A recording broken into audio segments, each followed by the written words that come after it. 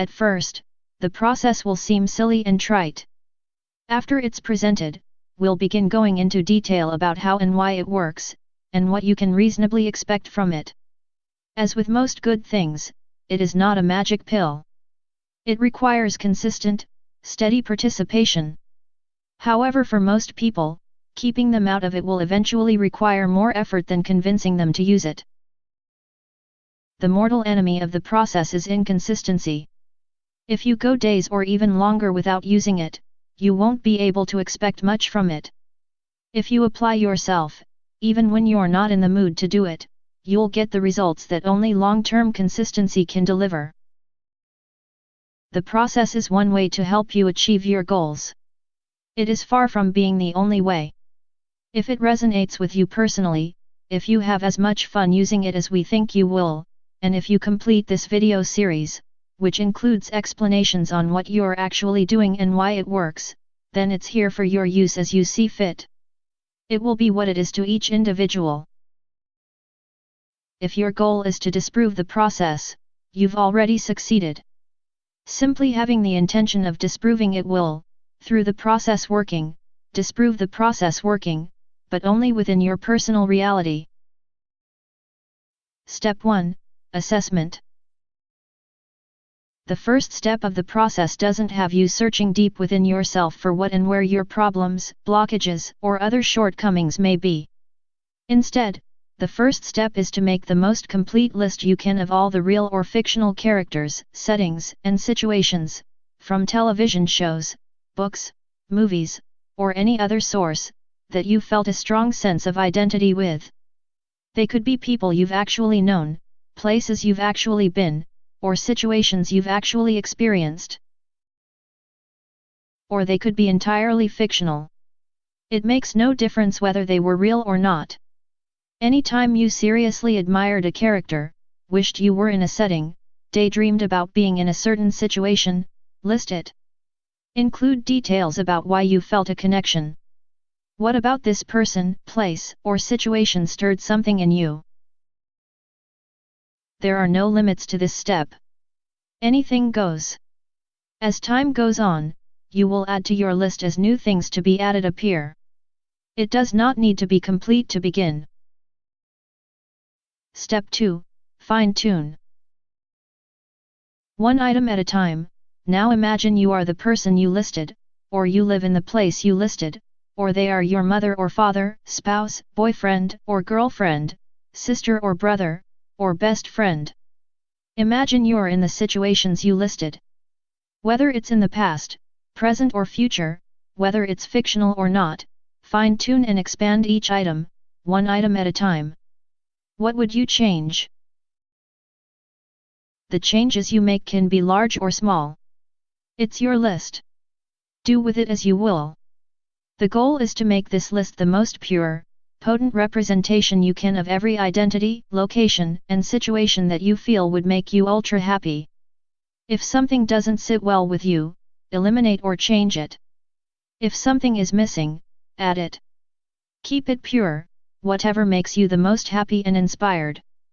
It's all about you. Step 3. Design and build.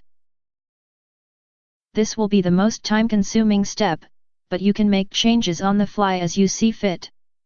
Build an imaginary world, or multiple worlds if that works better for you, containing everything on your list. Every time you're willing, especially when drifting off to sleep at night, but any other time as well, you will be inserting yourself into your world to live and function within it.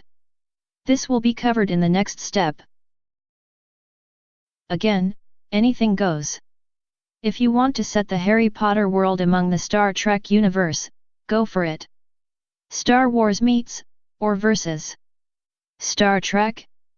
You are God in your world. Do it. Crossovers, no crossovers, light, dark, good, bad, ugly, it's all yours to do with as you see fit. The goal is to remain as consistently on that wavelength of pure fun and joy as you possibly can, as consistently as you can. This means there is no settling, no sacrificing, in building your world. If you need to be magic to make your world function in a way that makes you the most happy, then make yourself magic. If you need superpowers, you have them. If psychic ability solves a lot of problems or makes you happy, then you have that too. Include things that need resolution. Create the people and settings required to achieve the resolution you desire. Maybe you were bullied in school. Put the bully into your universe. He's going to get what's coming to him. Unlearn that revenge is wrong.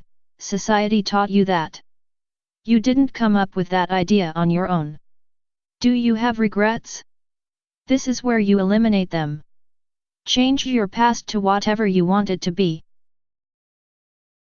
From now until the moment you die, everything in your world exists as you want it to exist.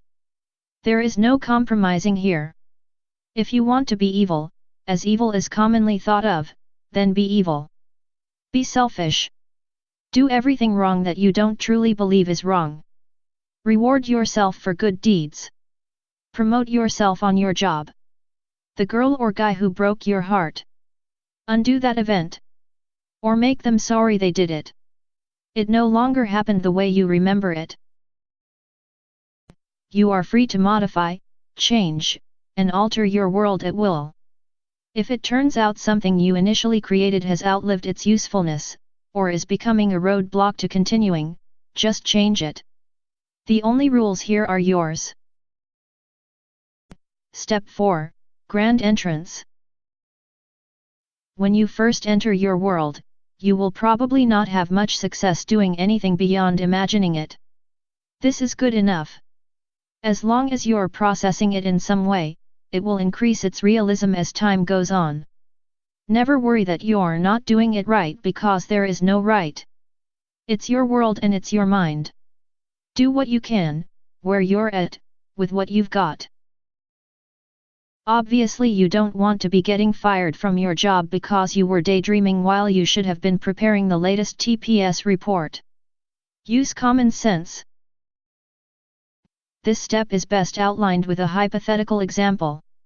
Imagine Betty Bedspread is infatuated with the Harry Potter universe, and also with the TV show NCIS. She decides to create her world so that the two interact. Keeping in mind that there are no requirements for being realistic, or logical, or even sensible, Betty sets up her world where the NCIS team investigates the death of a character who happens to be a budding young wizard from the Harry Potter universe. One thing leads to another, and the NCIS characters must begin visiting the Harry Potter universe. Once there, of course, a multitude of adventures begin to unfold. Betty later decides it would be great fun to set things up where Abby is actually a wizard, which adds an entirely new dimension to everything. It takes time and involvement to really build her world, so Betty begins slowly. Her first night entering her world, in her daydreams, Betty prefers to simply be herself, so she imagines her bedroom inside her apartment, taking careful note of every detail she can think of. What does the lampshade look like? Where is that lamp placed?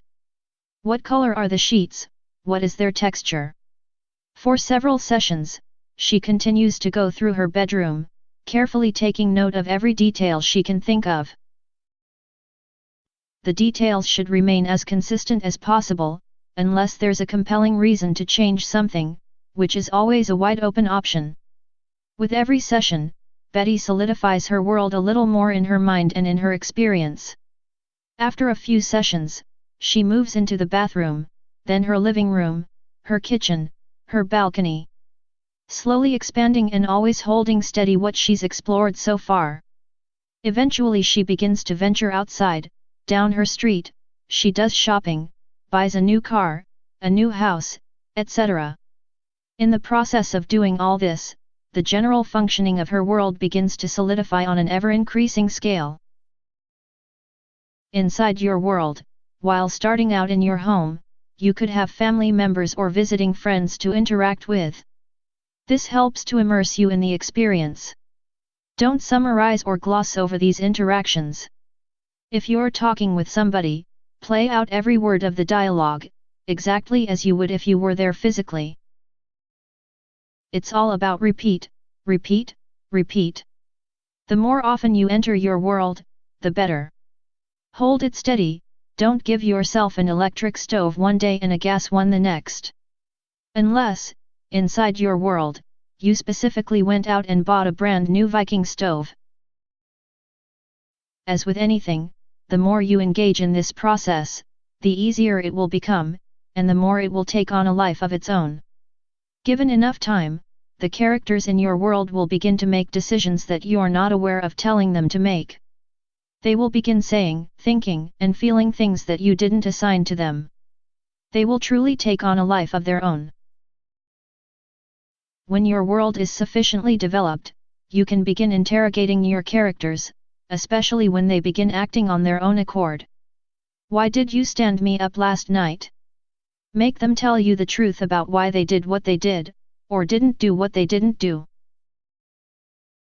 Like a plant growing, your world becoming alive is a steady, gradual process.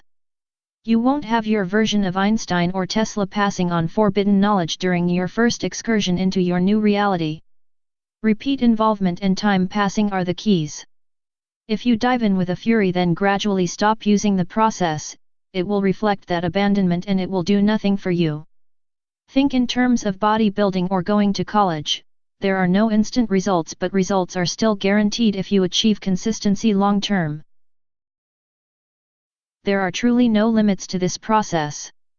If you want to be a war hero, then get on the battlefield. You cannot be killed unless you choose to be.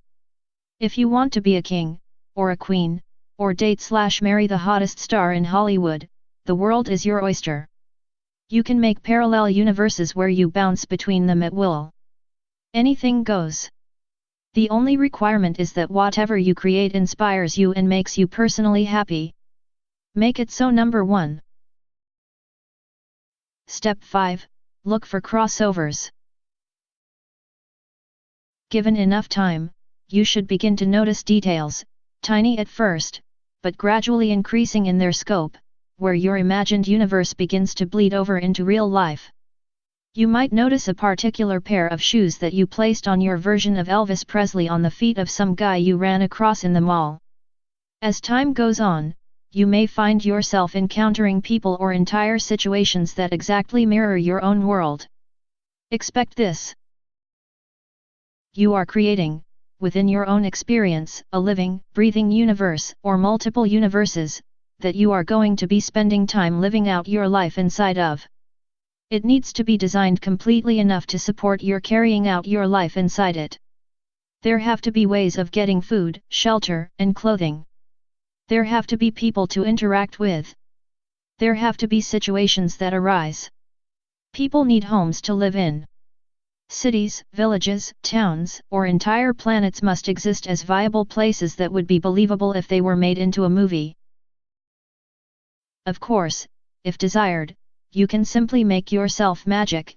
If your desire is to live alone with an entire planet to call your own, then that will be your setting. You can create the required food, shelter, water, electricity, etc. by magic or any other way you choose. Nobody, absolutely nobody, ever needs to know you are doing this. The entire process unfolds within the confines of your own mind and emotions, and that is sacred space. The only people who will have any clue about your use of the process are the people you might choose to tell. Video 4 of this series explores what you are actually doing with the process, how and why it works.